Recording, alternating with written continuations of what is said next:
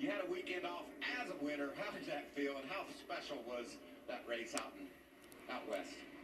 Yeah, it was definitely a special night for sure. .com to get more details. Raise some money for some great causes. We're also going to ride along with, as you mentioned, the 2022 winner here at Tom Majeski. This is the Soda Sense Curb Records Ford for ThorSport, and he will be starting from the 5th spot. And he will be carrying Tim Duggar along on his tailgate, on his truck bed. Before we go green, one more trip down the pit lane. Regan, what's happening?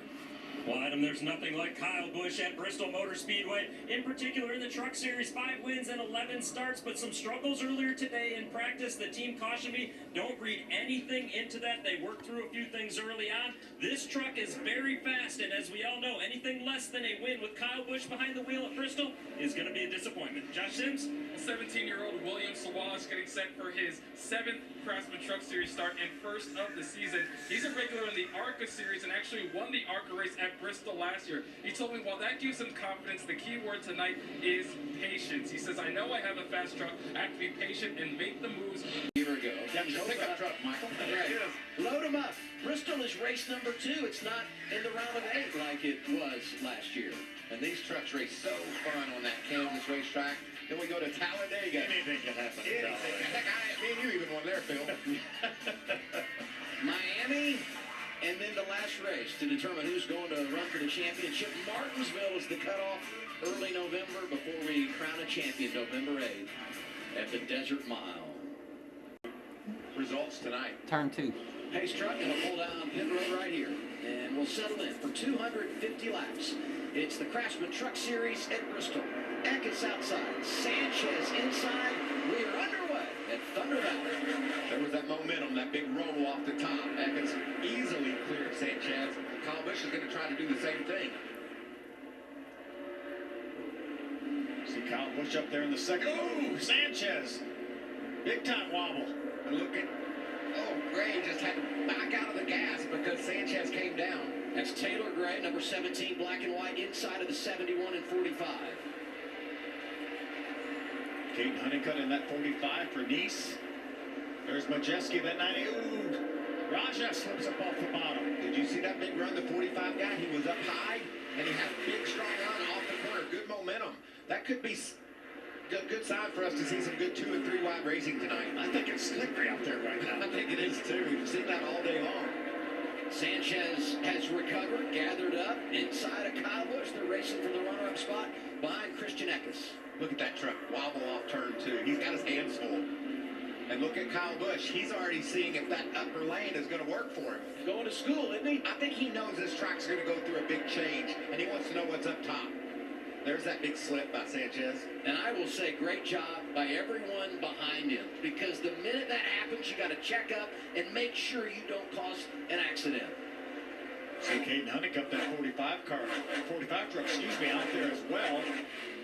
Looks like Kyle may be trying to figure out how to work that outside groove just by himself if he has to. Matt Mills in the 42. That's a shame. Try to get it fired up before the leader gets here. It's been a rough start to the year for Matt. They were hoping to have a clean race tonight, and already off to a difficult start. He was scored just outside the top 20 when it got away from him. I don't think there's enough damage to the truck to end his night, but he's going to be a lap down. The leaders were, you heard the spotter say, get her cranked before the leaders get here. The leaders get here in a hurry at Bristol. Yeah, you're right. I don't think there's much damage at all there, Michael.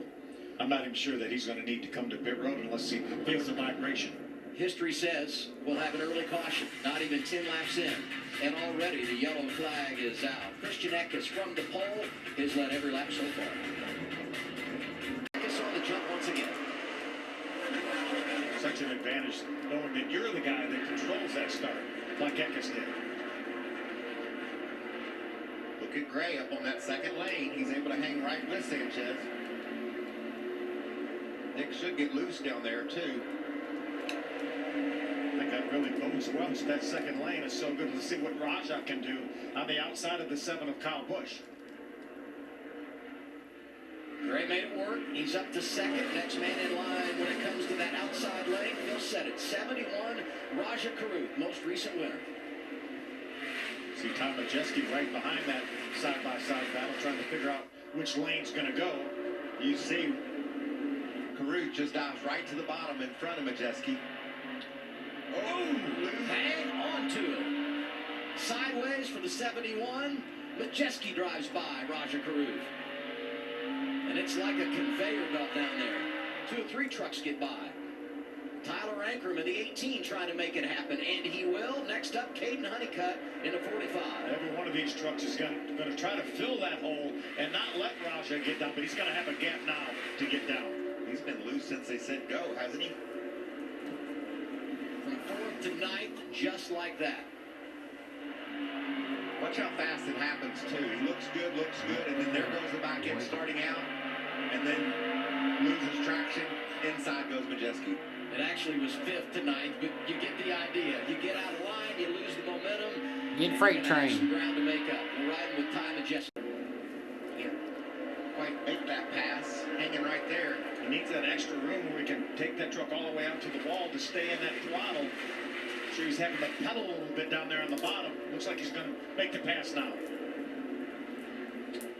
You want to know how fast things happen at Bristol? Christian Atkins cruising along with a big lead.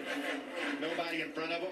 That's getting ready to change. And lapping trucks here is extremely difficult.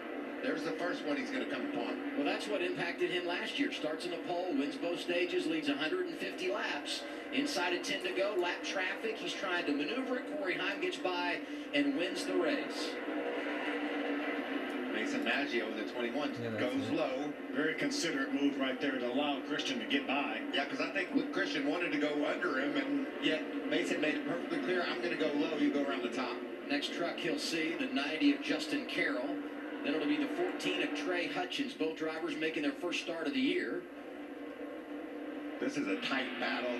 Been watching these two mix it up. Daniel Dye currently running in the 13th spot. Right now, Corey's faster. He's just got a faster truck, and Daniel's holding him up a bit. You know how Bristol works. You hold me up for a little bit, that's fine.